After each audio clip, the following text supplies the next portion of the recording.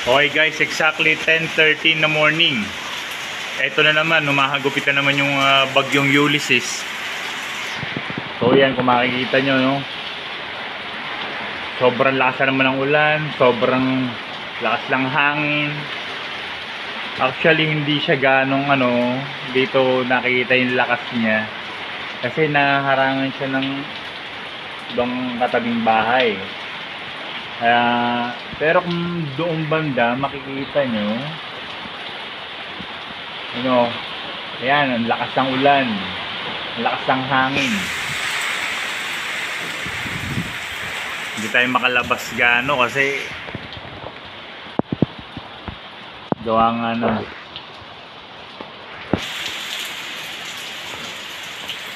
ayan, malakas yung ulan eh.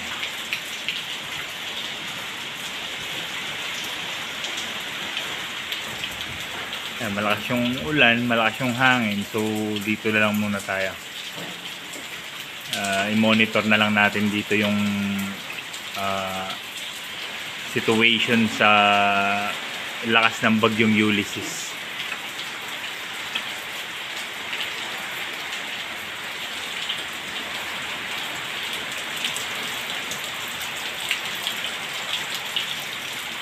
Ito nga pala yung mga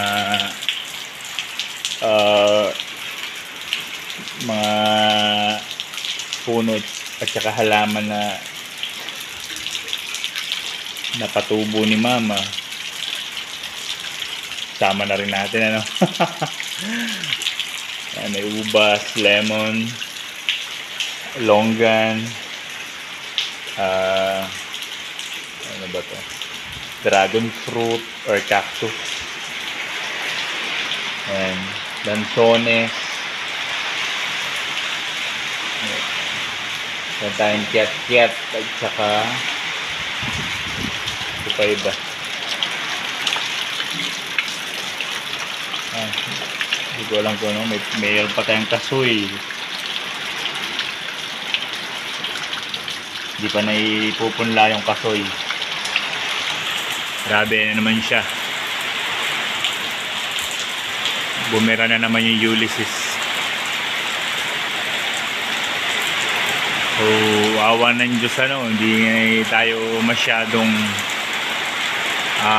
affected kasi mataas yung lugar natin, hindi tayo binabaha.